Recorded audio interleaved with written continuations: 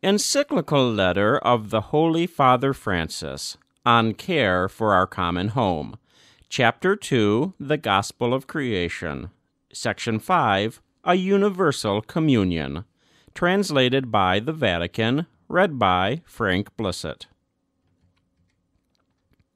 The created things of this world are not free of ownership, for they are yours, O Lord, who love the living. This is the basis of our conviction that, as part of the universe, called into being by one Father, all of us are linked by unseen bonds and together form a kind of universal family, a sublime communion which fills us with a sacred, affectionate, and humble respect. Here I would reiterate that God has joined us so closely to the world around us that we can feel the desertification of the soil almost as a physical ailment, and the extinction of a species as a painful disfigurement. This is not to put all living things on the same level, nor to deprive human beings of their unique worth and the tremendous responsibility it entails. Nor does it imply a divinization of the earth, which would prevent us from working on it and protecting it in its fragility. Such notions would end up creating new imbalances, which would deflect us from the reality which challenges us. At times we see an obsession with denying any preeminence to the human person. More zeal is shown in protecting other species than in defending the dignity which all human beings share in equal measure. Certainly, we should be concerned lest other living beings be treated irresponsibly. But we should be particularly indignant at the enormous inequalities in our midst, whereby we continue to tolerate some considering themselves more worthy than others. We fail to see that some are mired in desperate and degrading poverty with no way out, while others have not the faintest idea of what to do with their possessions, vainly showing off their supposed superiority and leaving behind them so much waste which, if it were the case everywhere, would destroy the planet.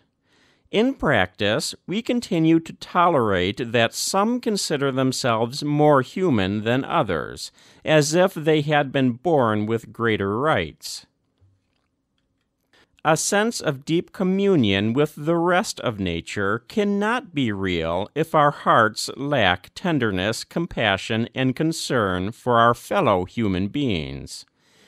It is clearly inconsistent to combat trafficking in endangered species while remaining completely indifferent to human trafficking, unconcerned about the poor, or undertaking to destroy another human being deemed unwanted.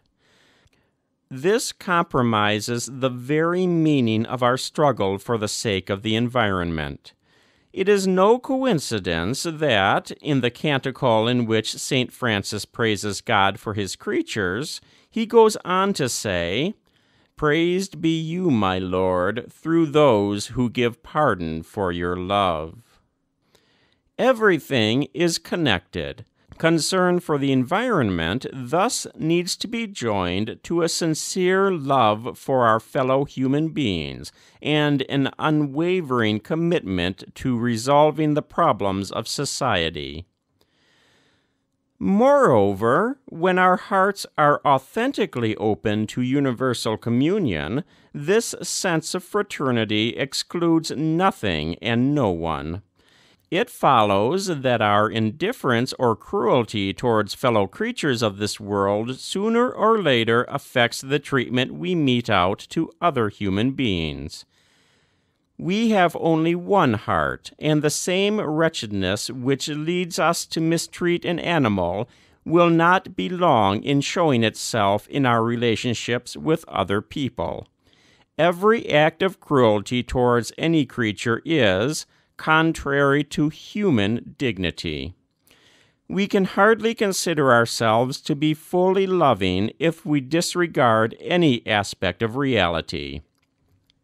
Peace, justice, and the preservation of creation are three absolutely interconnected themes which cannot be separated and treated individually without once again falling into reductionism. Everything is related, and we human beings are united as brothers and sisters on a wonderful pilgrimage, woven together by the love God has for each of His creatures, and which also unites us in fond affection with Brother Sun, Sister Moon, Brother River, and Mother Earth. That was Section 5, A Universal Communion, from Chapter 2, The Gospel of Creation, from the Encyclical Letter of the Holy Father Francis, On Care for Our Common Home, translated by the Vatican, read by Frank Blissett.